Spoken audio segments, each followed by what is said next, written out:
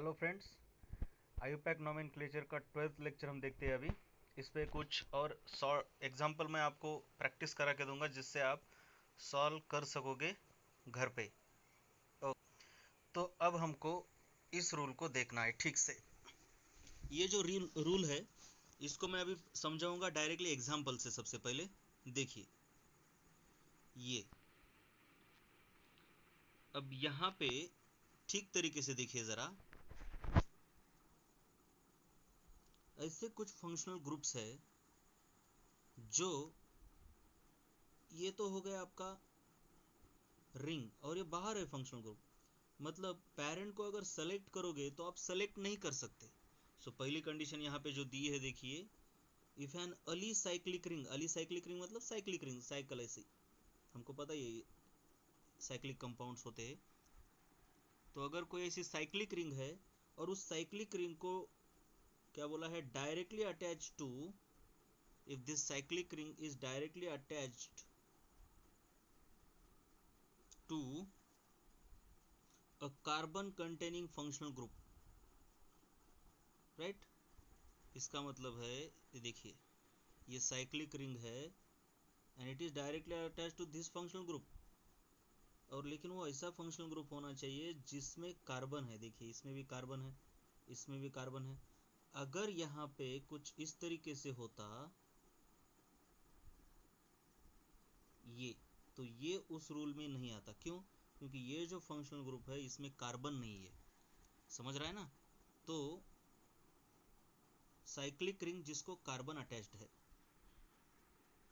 ऐसी अगर सिचुएशन है तो क्या कहा है देखिए, the carbon atom of the functional group is not included in parent name। अभी तक हम क्या करते थे देखिए, ठीक तरीके से देखिए, और ऐसों को डायरेक्टली फॉलोइंग प्रीफिक्सेस और सफिक्सेस यूज करने होते हैं। ये प्रीफिक्सेस और सफिक्सेस अलग है। जो मैंने पहले टेबल दिया था वो ये नहीं है, ये तभी यूज करने हैं। देखिए मैं दो एग्जांपल आपको समझाता हूँ कब क्या यूज करना है, राइट। अब हम इसका एग्जांपल लेके देखते हैं, इस वाले का, अल्डिहाइड का। एक एग्जांपल तो ऐसा है, कितने हो गए, 4, चलिए 5, 6। यहाँ पे भी अगर आप देखोगे बॉन्ड लाइन नोटेशन से तो कितने कार्बन हैं, 1 2 3 4 5 6 और ये 7। तो यहाँ पे 3 और 3 6 हो गए। और इसके आगे जैसे इधर ये 7वां है वैसे ही मैं इधर लगा देता हूँ CHO इधर।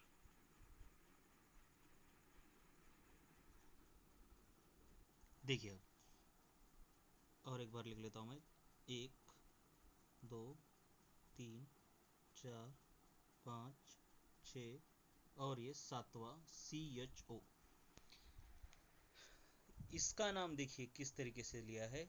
इसको पहले साइक्लोहेक्सेन बोला है, मतलब 6 कार्बन के लिए, और बाद में इसको अलग से लिखा है कार्बाल्डिहाइड। लेकिन इसको हम क्या करेंगे, इस पूरे को कंसिडर करेंगे, क्योंकि ये जो है ये पेरेंट का पार्ट हो गया। लेकिन यहाँ पे ये पेरेंट का पार्ट नहीं हुआ, चेन रिंग का पार्ट नहीं है। तो इसको हम हेक्सेन कार्बाल्डिहाइड ऐसे नहीं बोलते, जैसे कि यहाँ पे बोला गया है साइक्लोहेक्सेन कार्बाल्डिहाइड।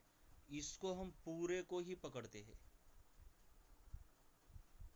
तो ये हो जाता है हेप्टेनल, मतलब this carbon is also considered as part of parent।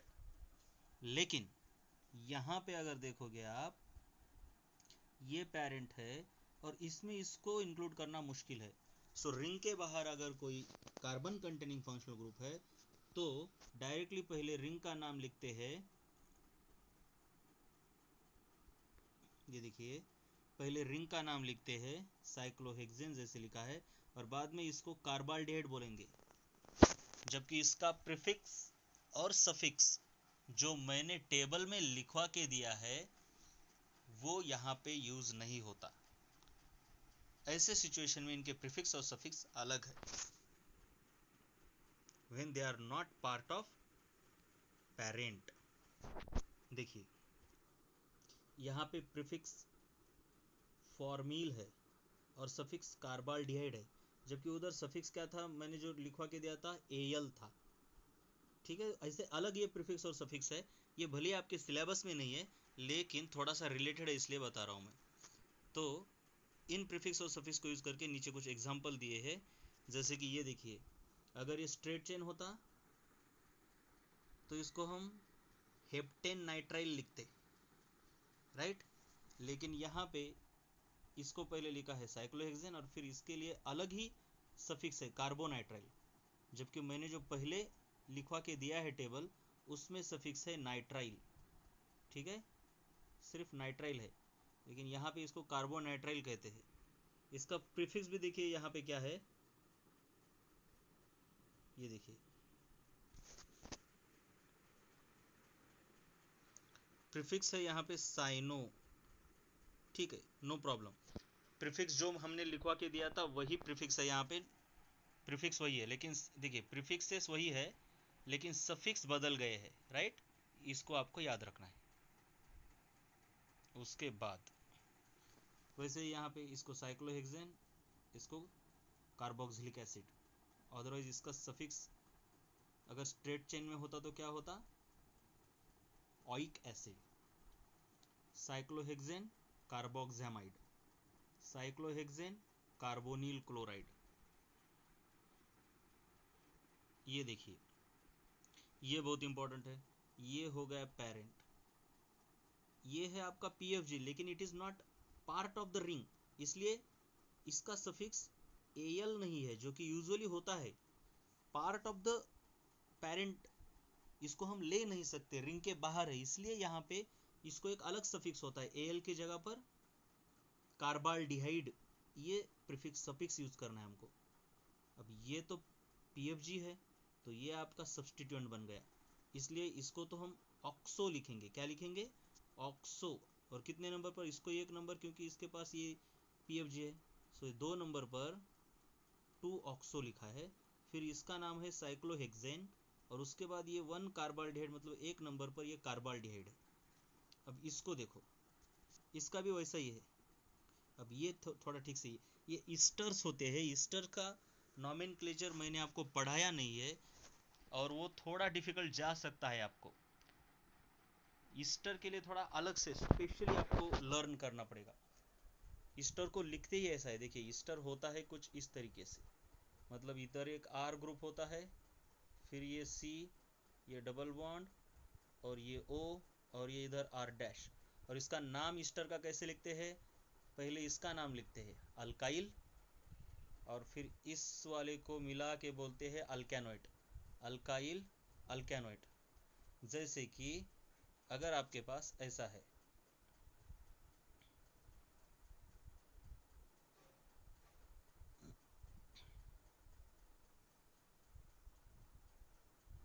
ठीक है, इधर इधर भी एक ऐसा मान लीजिए कि C2H5।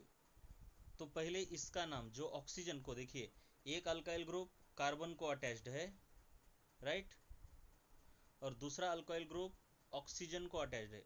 जो ऑक्सीजन को अटैच्ड है उसको पहले लिखते हैं, तो इसका नाम होगा पहले इसका नाम इथाइल और इसको बोलेंगे अल्कैनोइड। अल्कैनोइड मतलब ये कितने कार्बन का है, 3, तो इसको बोलेंगे प्रोपैनोइड। अगर 4 कार्बन होते इसमें तो देखिए इन दोनों को ही नहीं, इसको भी पकड़ना है, कार्बन ऑक्सीजन डबल बॉन्ड वाले को भी पकड़ना है, तो अल्कैनोइड बोलते हैं इसको। 3 कार्बन है तो प्रोपैनोइड, 4 कार्बन है तो ब्यूटानोइड, 6 है तो हेक्सानोइड। जैसे कि देखिए इधर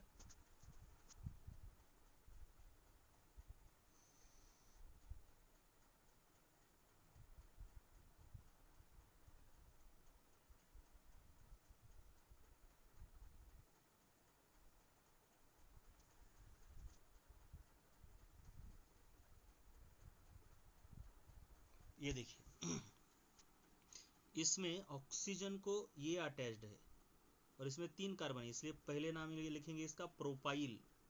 अल्काइल अल्केनोइट ये भूलना नहीं है। सो ये प्रोपाइल पहले नाम हो गया और चला गया। ठीक है, और एक बार ड्रॉ करते हैं।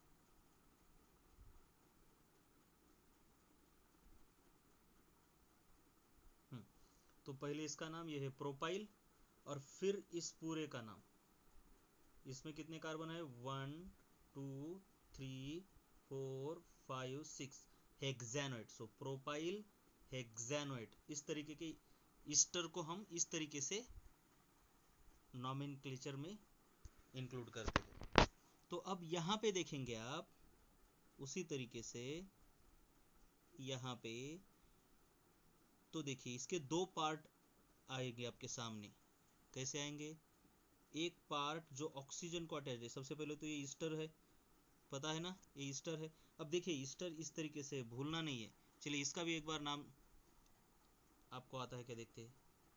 ट्राई करना है भैया, कुछ नहीं, ट्राई करते रहना है।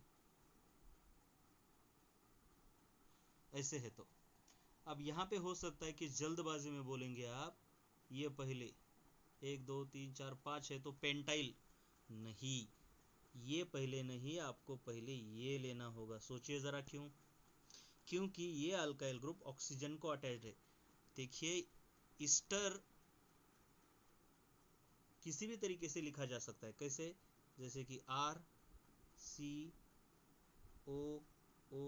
ऐसे भी लिखा जा सकता है, या फिर उसको उल्टा करके भी लिख सकते हैं ना, ऐसे R-O C=O और इधर R, ऐसा उल्टा लिख सकते हैं ना, इधर R। तो इसी तरीके से इसको उल्टा लिखा गया है। तो कंफ्यूज नहीं होना है आपको। देखना ये है, आपको देखना क्या है? देखना क्या है? ऑक्सीजन को कौन अटैच्ड है? सो भैया ऑक्सीजन को तो ये अटैच्ड है, तो इसका नाम पहले आएगा 1 2 3 प्रोपाइल। इसको बोलेंगे हम प्रोपाइल। और 1 2 3 4 5 6 तो हेक्सानोइड। प्रोपाइल और इसका नाम हेक्सानोइड। अब कभी कभी क्या होता है, ये जो पेरेंट है या फिर ये है, इनके ऊपर ब्रांचिंग भी होती है इस तरीके से, इधर भी ब्रांचिंग हो सकती है, तो अकॉर्डिंगली इनके नाम भी आएंगे। तो हेक्सानोइड लिखने से पहले इसको क्या 1 2 3 4 इसको लिखेंगे हम 1 2 3 4। ये तो आइसो नहीं, आइसो नहीं है, ये कौन सा, ये पहला कार्बन है लास्ट बट वन। सो 1 2 3 4 इसको